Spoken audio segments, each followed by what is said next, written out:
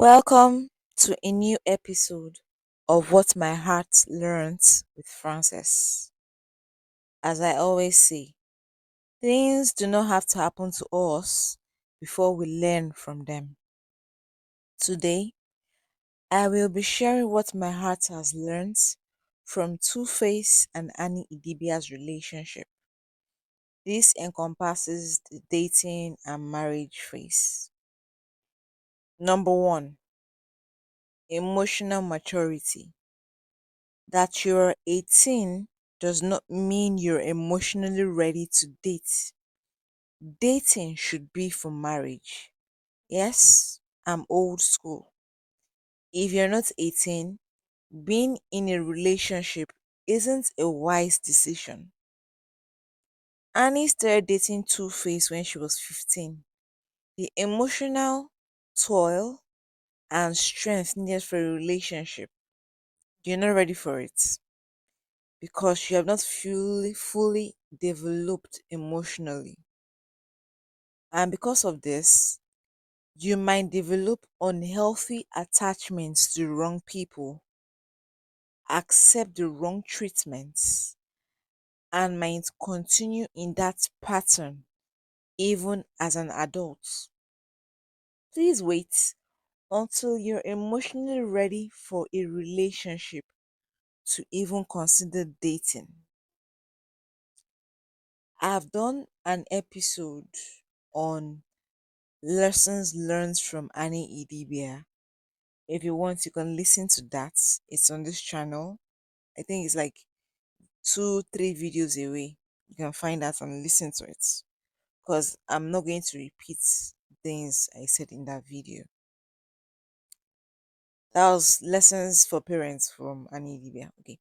So number two, if you decide to date as a teenager, please date your age and do so platonically. Yes, no sex. Don't go dating grown men and women. Your power in that relationship won't be equal. They will want sex and other demands, and you wanting to keep up with them and please them, you do whatever they want. I'll retreat. Dating is not for fun, but it's a get to know for marriage. As a teenager, please don't do it. If you're above 18, you have no business dating anyone below 18. It is statutory rape and is against the law in many countries. What color would you like your prison outfit to be? 3. Love and cheating. Here, it is common to hear that a man that loves you can sleep with other women for sex. The other women were just for sex, and it's you that he loves. Please don't buy that lie. A man that loves you won't cheat on you. Loving you and having sex with other people, going as far as impregnating them multiple times, shows he or she does not love you. 4. The leopard. A leopard can never change its spots. If that man or woman cheats on you once or twice, they will do it again and again in future. They believe you know it already and you stayed. It's like your partner slapping you today, tomorrow it will graduate to a punch. Annie cried out many times about her husband and other women. Two-Face did have babies with some. He still did it again before announcing their separation. 5. The Marriage Rehabilitation Center. A lot of people believe once they are married, their partner changes. Marriage has no magic dust that changes people. It is who you were single that you will be when you are married. I have a video on this. If you were a cheat before you got married, it will and would amplify in marriage. Two-Face had multiple babies and baby mamas. Well, Annie might have thought he would stay faithful after he proposed to her. 6. A proposal does not mean love. People get married for different reasons. It could be for money, love, protection, status, sex, revenge on an ex, or maybe it's just time to do so and make babies.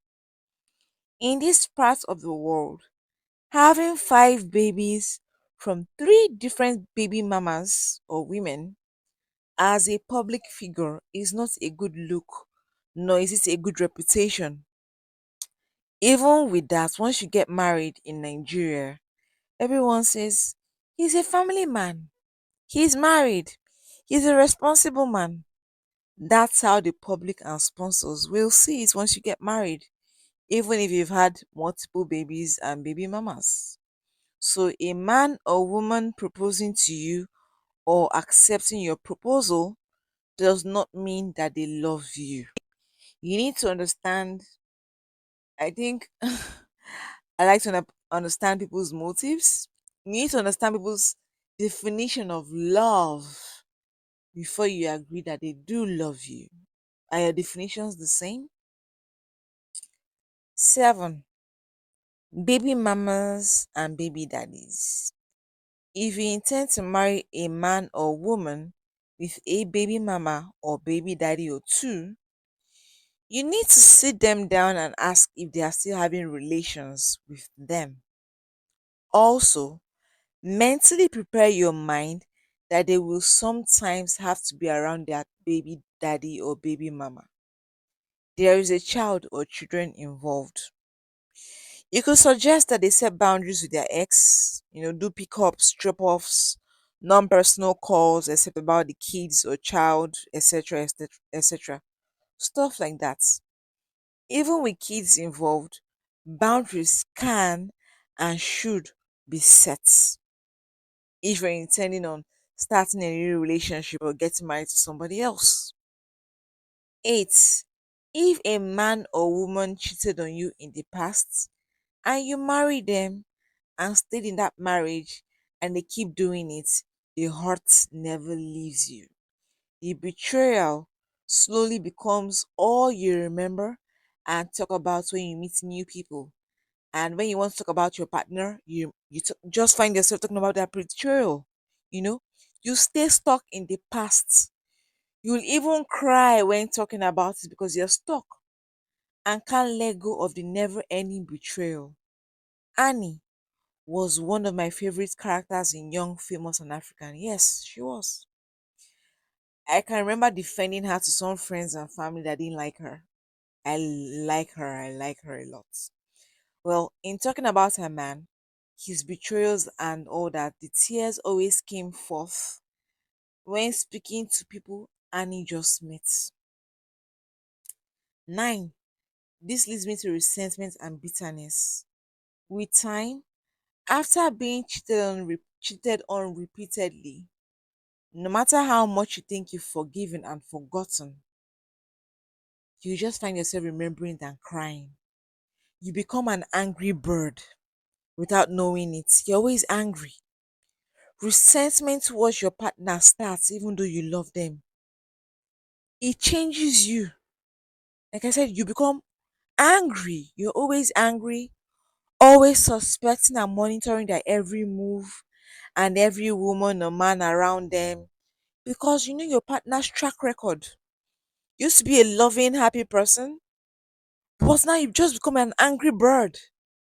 You resent them because you love them and they keep betraying you, and then you're angry with yourself that you stayed and angry with them for betraying you.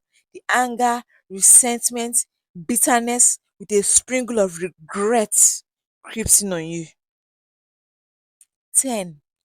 Love with all your heart. Yes, it is okay to and great to love with all your heart and treat your partner like the king or queen that you think that they are. Isn't that what people want? 11. One-sided love. I know I said love with all your heart. That's how it should be, really. But if you're loving and your partner is not loving and doing the opposite, it does not matter how much you love them. It does not matter how much you've been in that relationship. It does not matter how much you feel you sacrificed or how many years. It's time to evaluate your choices. Love should not and must never be one sided. If not, it is not love. 12. Your partner's mindset. Knowing your partner's mindset, principles, and values is very important. A partner that can boldly say on TV that a man can sleep with other women, Abby should, or something along those lines, like Tuface did on Young, Famous, and African, should make you evaluate if you can stay with that mindset. You should know your deal breakers, you should know your values and principles, and adjust accordingly if the values and principles don't align with yours. When someone shows and tells you who they are, believe them. Believe them. 13. If your man or woman's family does not love you or welcome you and openly acknowledge that you're unwanted, you are in for a tough ride that will affect not just you but your kids. No matter how much you love their son or daughter, you need to make sure you both are on the same page 100%. Else, 14. Love you. Yes, I know I said love your partner with all of you, but you should never love anyone more than you love yourself. No one deserves that kind of love but God. Love yourself and put some respect on yourself, Biko. Yeah. 15. If your marriage or relationship is full of betrayal from your partner, there is no award.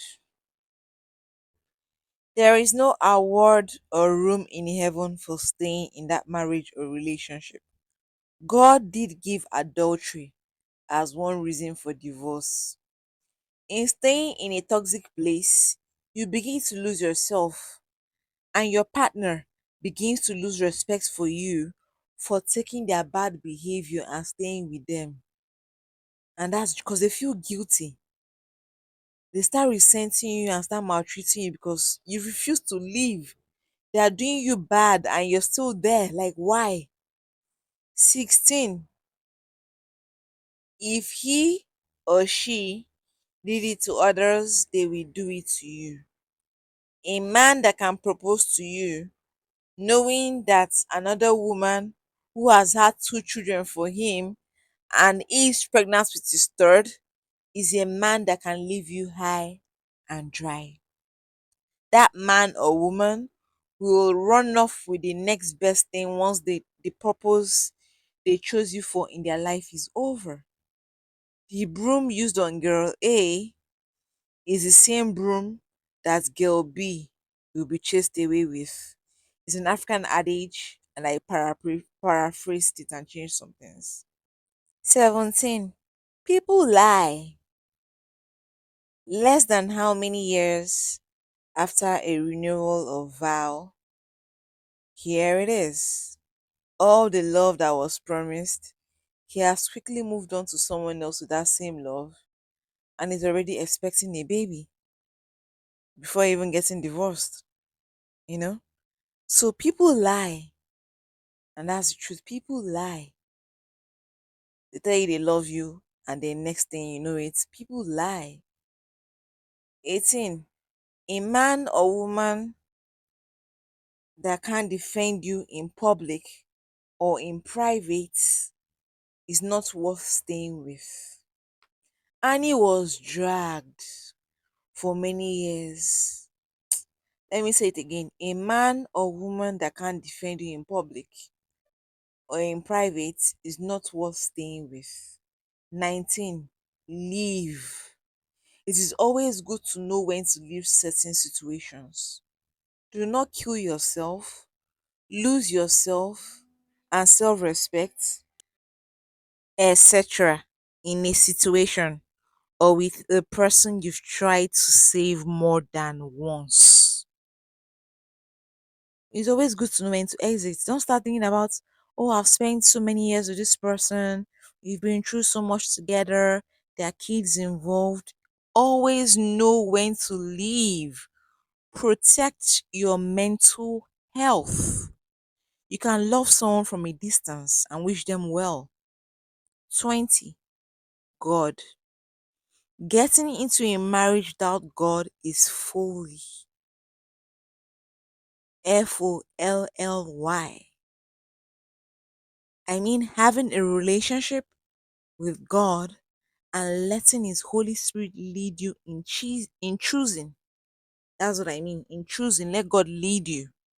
I do not mean running from one church to the other with a list of names, asking priests, pastors, and other people of God who you should marry from that list. A lot of people do that. They'll be submitting names. See, God knows the future and He knows the hearts of people. Let God lead you and be a part of your relationship before it begins. I am a Christian and I believe this 100%.